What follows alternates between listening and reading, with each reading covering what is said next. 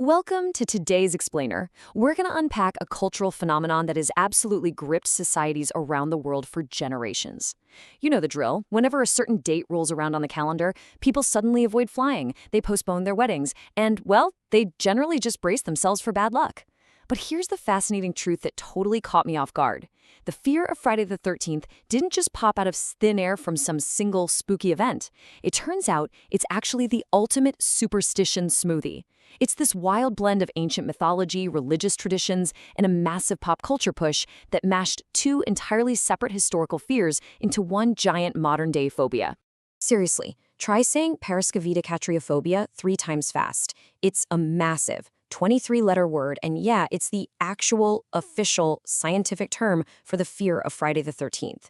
But the craziest thing about paraskevidekatriophobia, it was created by blending two completely separate phobias that existed entirely on their own for literally centuries before anyone ever even thought to combine them. So to really understand this fear, we need to break down the recipe of this superstition smoothie and look at its individual ingredients. Okay, let's dive right into this with ingredient 1, the trouble with 13. So long before the number 13 ever met a Friday, it had a truly terrible reputation all on its own. This was a fear known as triskaidekaphobia. To figure out why, we actually have to look at the number right before it. Throughout history, 12 was basically universally viewed as the number of divine completeness.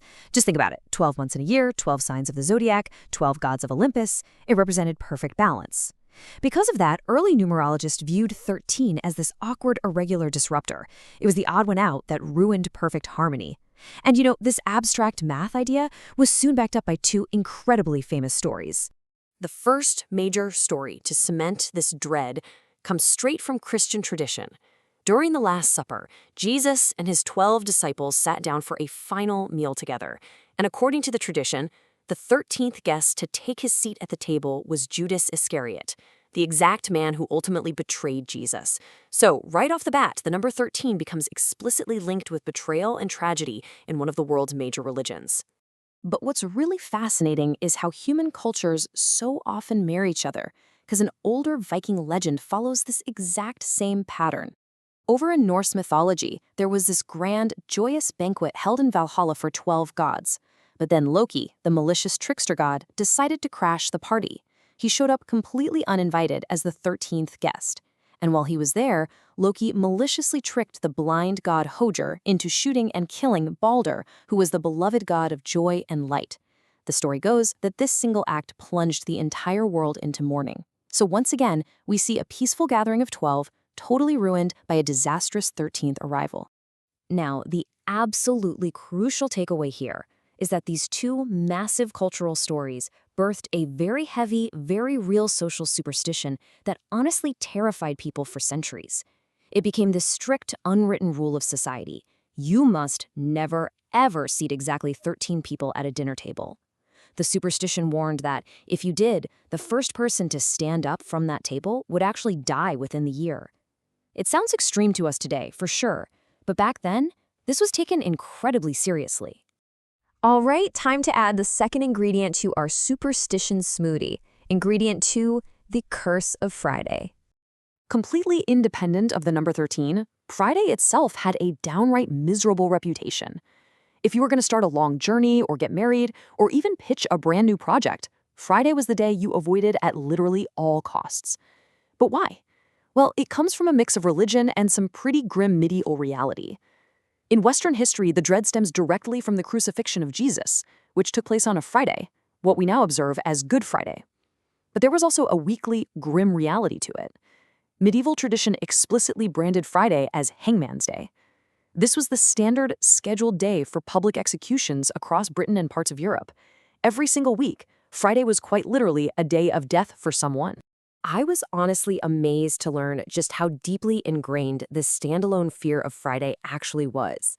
Even Geoffrey Chaucer, the famous 14th century author, he actually noted this terrible luck way back in the 1300s in his legendary work, The Canterbury Tales. He explicitly wrote, "For in Friday sell all this mischance."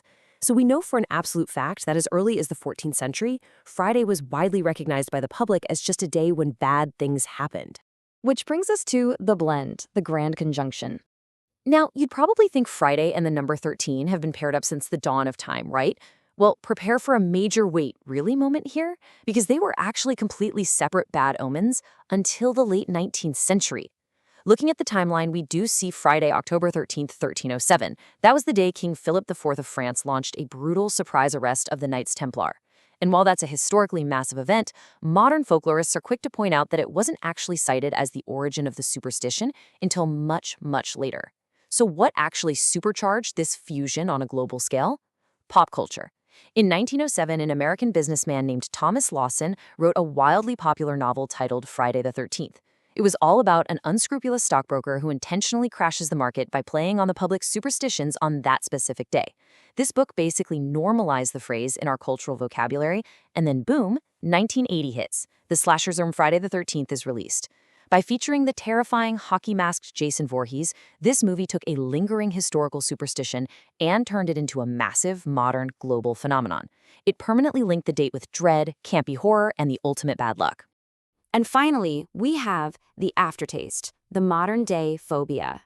That 1907 novel and the 1980 film franchise completely cemented this blended fear into our modern lexicon. In fact, it transitioned into a phobia so deeply ingrained that it still impacts our physical, real-world environment today. Architects and engineers literally design around it. As you'll see, many high-rise hotels, hospitals, and commercial airplanes will completely skip the 13th floor or the 13th row, just jumping straight from 12 to 14. All of that just to keep anxious travelers and patients at ease. It really proves just how much power this historical smoothie still holds over us.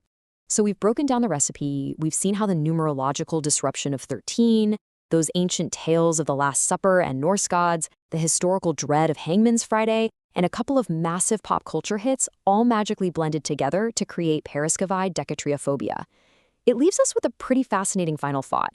Knowing the totally random historical ingredients that make up this superstition smoothie, which other historical phobias are secretly shaping your daily life? What other things do you do or avoid doing simply because of a centuries-old story that you don't even remember? Just something to think about the next time you look at a calendar.